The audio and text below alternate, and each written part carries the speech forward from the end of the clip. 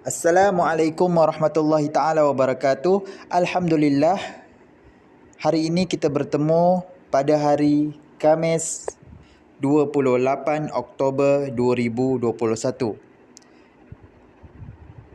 Baik murid-murid, kita sambung PDPR kita pada mata pelajaran Muamalat darjah 5. Murid-murid boleh buka kitab Muamalat pada muka surat 21. Kita sambung, kita masih di dalam tajuk riba.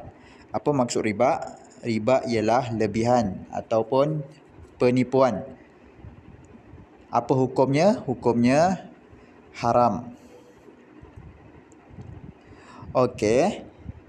Pada minggu lepas kita telah belajar riba al-buyu'. Riba al-buyu' terbahagi kepada 3. Riba jual beli terbahagi kepada 3, iaitu riba al-fadlu, riba an-nasi'ah dan riba al-yad. Sekarang kita masuk pada riba ad-duyun, riba hutang. Apa itu riba ad-duyun? Mari kita baca. Pengertian riba ad-duyun ialah melibatkan urusan pinjaman dan hutang. Riba ad-duyun ni berkenaan dengan pinjaman dan hutang. Kalau kita pernah pinjam duit, itu namanya kita telah berhutang dengan kawan. Kita pinjam duit dengan kawan. Okey, apa maksud riba ad-duyun lagi? Sama ada berbentuk mata wang atau manfaat sesuatu barang. Ia juga melibatkan kadar lebihan faedah yang terhasil disebabkan tempoh sesuatu barang. Riba ad-duyun terbahagi kepada 2 jenis, iaitu riba al-qard dan riba al-jahiliyah.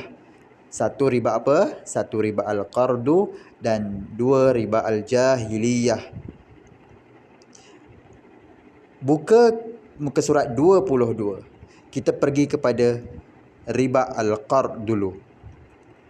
Riba al-qard berlaku apabila sebarang kadar atau manfaat tambahan yang lebih daripada pinjaman pokok dikenakan ke atas pinjaman tersebut dan dipersetujui semasa pinjaman dibuat.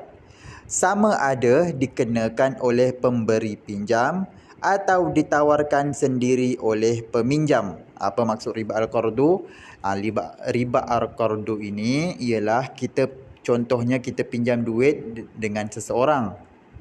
Selepas itu, contohnya pinjam 1,000. Jadi duit pokoknya 1,000. Jadi semakin lama kita tidak bayar, semakin mahal bunganya. Semakin banyak bunganya. Jadi itu dinamakan riba al-qardu.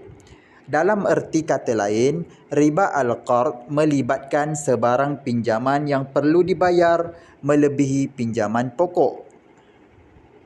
Riba al-qardu tu ialah pinjaman yang melebihi pinjaman pokok.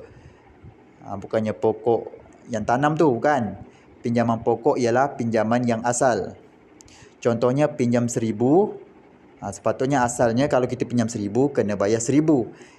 Kalau riba al-qardu ini kita pinjam 1,000, kita nanti bayar 1,500 lebih. Itu namanya riba.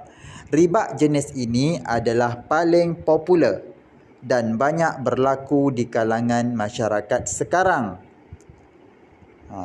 Riba al-qardu ni banyak berlaku pada zaman sekarang. Contohnya, Azman meminjamkan duit 1,000 kepada Azmi. Azman pinjamkan duit 1,000 kepada Azmi dan meletakkan syarat Azmi mesti memulangkan balik sebanyak RM1,200. Lebihan 200 tersebut adalah riba. Azman ni pinjamkan duit dekat kawan dia, iaitu Azmi. Lepas tu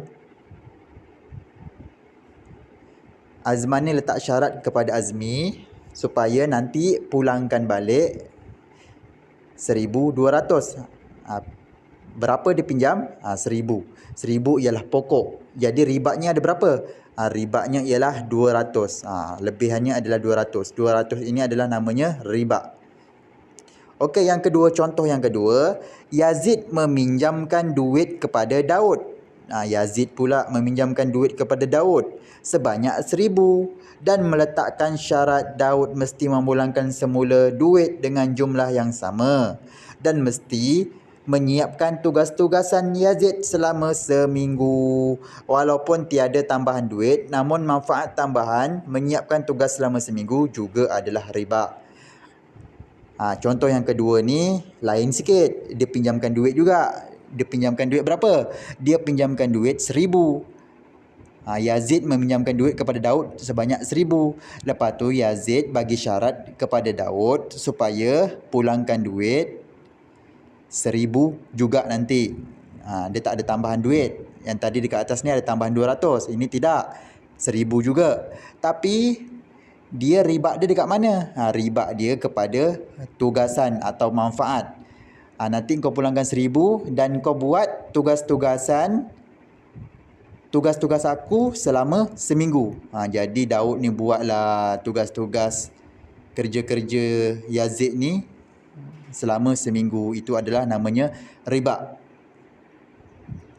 Kalau tak terjadi riba tu macam mana?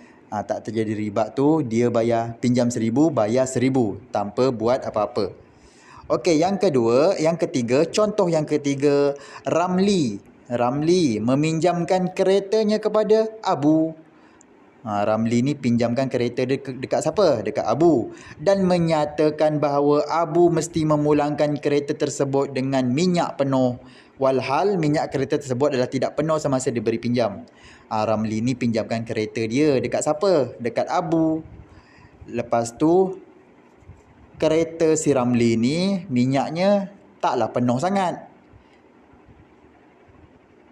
Setengah ataupun nak dah habis. Tapi Ramli ni suruh pulangkan balik dengan keadaan minyak yang penuh. Minyak yang penuh itu adalah riba. Itu sahaja riba al-qardu. Untuk riba apa? Riba al-jahliyah kita akan sambung pada minggu depan. Untuk tugasan sila salin bahagian riba. Maksud riba ad-duyun, maksud dia, dan bahagian dia riba al-qardu, riba al-jahliyah. Salin yang ini aja. Assalamualaikum warahmatullahi taala wabarakatuh.